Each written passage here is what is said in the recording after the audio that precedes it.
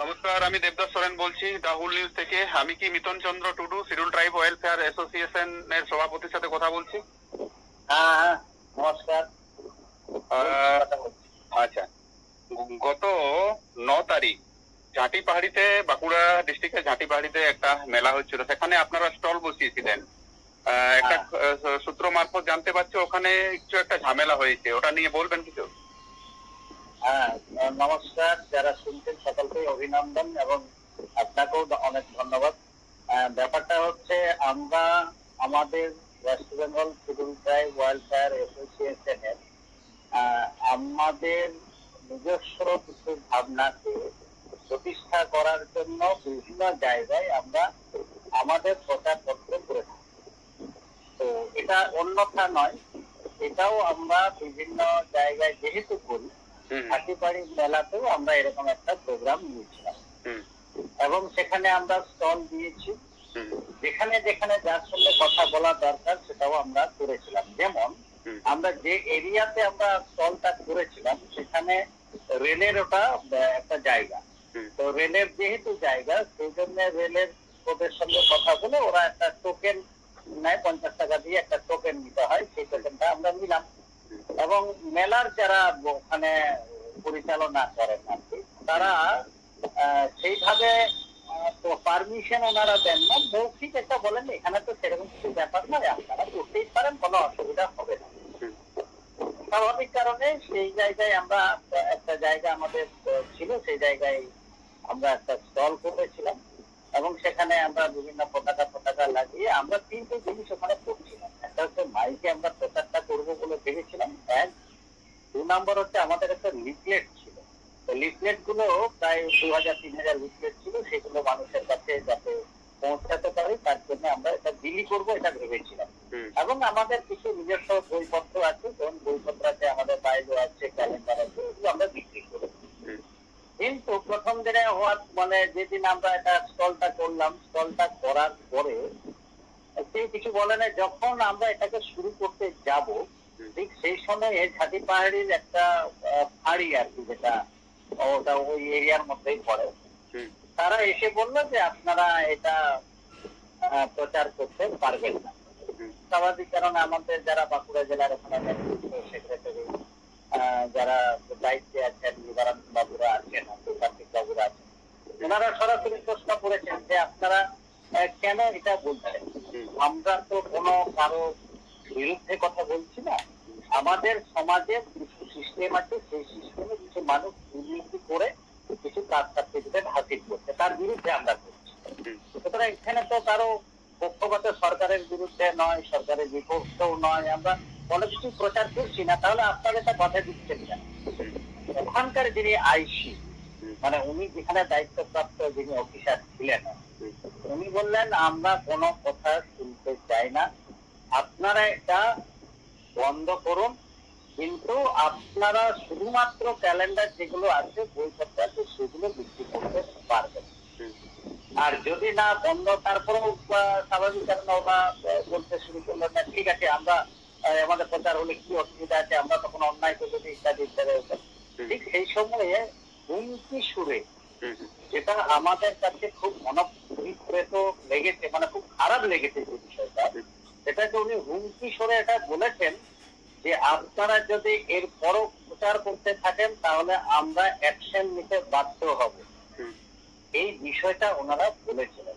স্বাভাবিক কারণে আমাদের নেতৃত্বরা আমাদের সঙ্গে যোগাযোগ করে, আমরা বললাম ঠিক আছে, তাহলে আপনারা ক্যালেন্ডারটাই বিক্রি করুন, কিন্তু পরবর্তী পর্যায়ে এটা কি করবো না করবো সেটা আমরা পরে আলোচনা করে এই বিষয়টা এই পর্যন্ত। কিন্তু পরবর্তী পর্যায়ে যখন আরো আমাদের প্রচারপত্র এইসব করতে লাগলো, তখন ওই লিফলেটটা ওরা ব্যাগে করে ওরা নিয়ে চলে গেল আমাদের। এইটা আমাদেরকে খুব আঘাত করেছে, সেটা আমরা বারে বারে বলেছি আপনি যাই করুন, আপনি লিফলেট আমাদের নিতে পারেন না, কোন অধিকারে আপনি নিয়েছেন।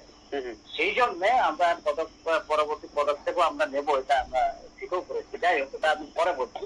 তো এই হচ্ছে ঘটনা।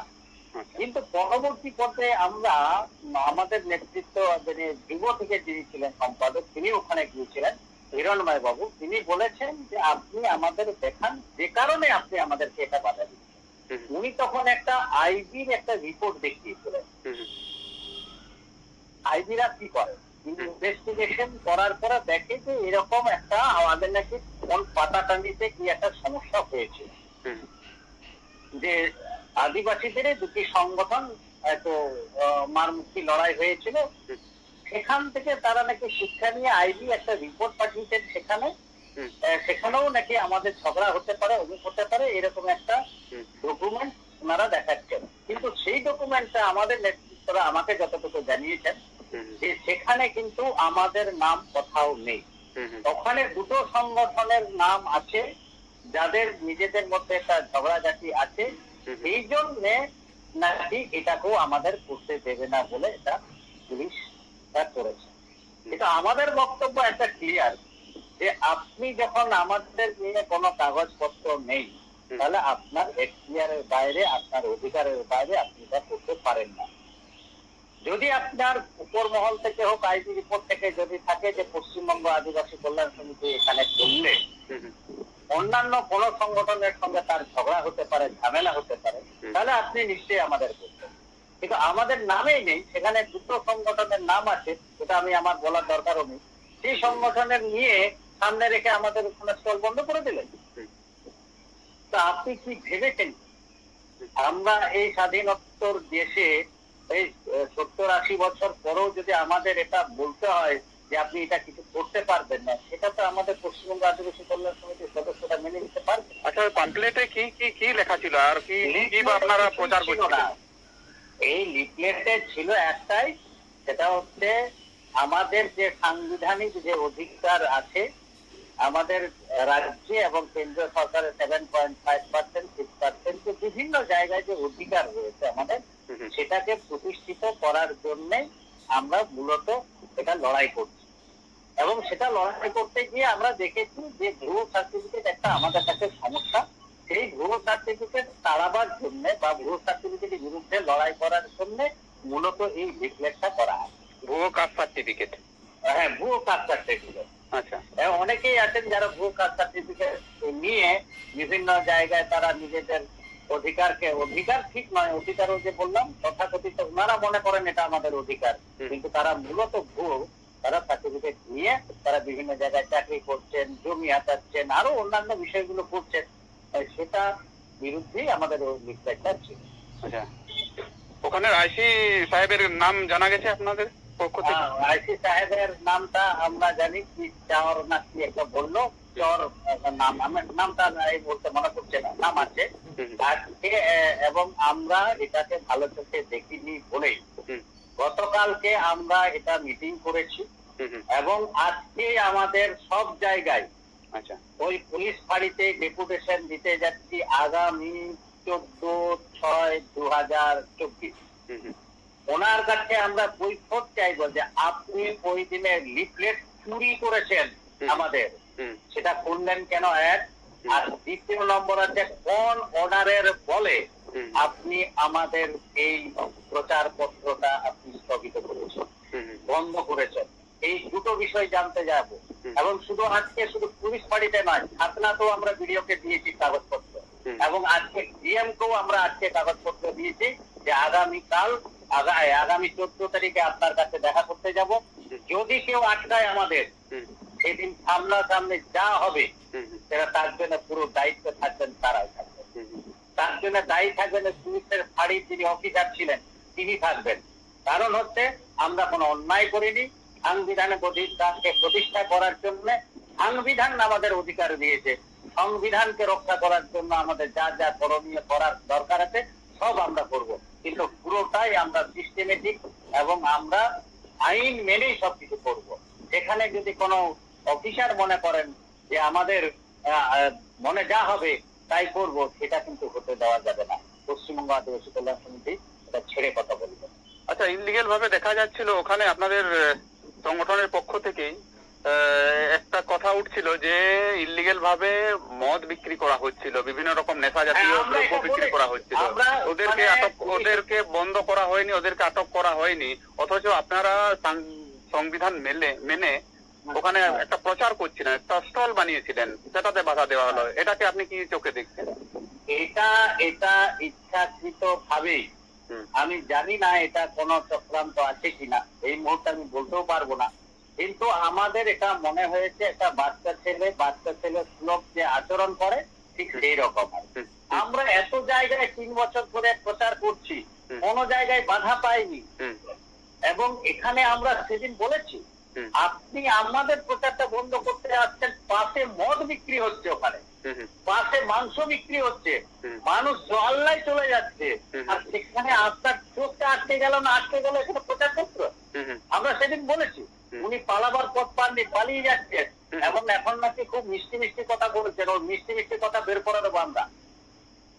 আমরা আমরা কোনো অন্যায় করিনি, আর আপনি আমাদের সব মাইক তুলে নিলেন, আমাদের লিফলেট চুরি করে নিয়ে চলে যাবেন, আপনি কি ভেবেছেন?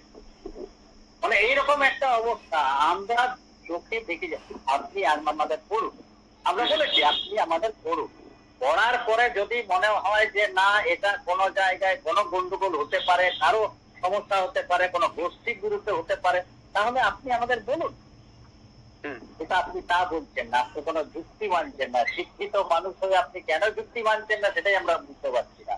সেটা না করে উনি এই ধরনের আচরণ করেছেন, অসভ্যতা আচরণ করেছেন, অসভ্যতা করেছেন তিনি আমাদের সঙ্গে, এবং তিনি কোনো নিয়ম নীতি তোয়াক্কা না করে আমাদের একতরফা নিজের জোর খাটিয়ে এবং নিজের যে তিনি পুলিশ অফিসার তার একটা কি বলবো বেহিসেবি একটা আচরণ করে আমাদেরকে আটকাবার চেষ্টা করেছেন এবং আটকেছে। আমি এটাই বলবো, কিন্তু আমাদের সেখানে প্রচার ক্ষেত্রে যেটা আমাদের ক্যালেন্ডার বিক্রি করা ছিল, আমাদের ছিল, আমাদের সব নেতৃত্বরা সেখানে ছিল, সেটা অসুবিধা হয়নি, কিন্তু আমাদের বক্তব্যটা মাইকটা ওনারা বন্ধ করেছিলেন, অথচ পাশে দেখবেন স্টলগুলোতে সবগুলোতে মাইক চলেছে।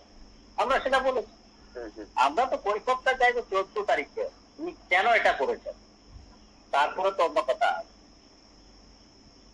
অশেষ ধন্যবাদ রাহুল নিউজে সময় দেওয়ার জন্য আপনাকে। আচ্ছা, ধন্যবাদ।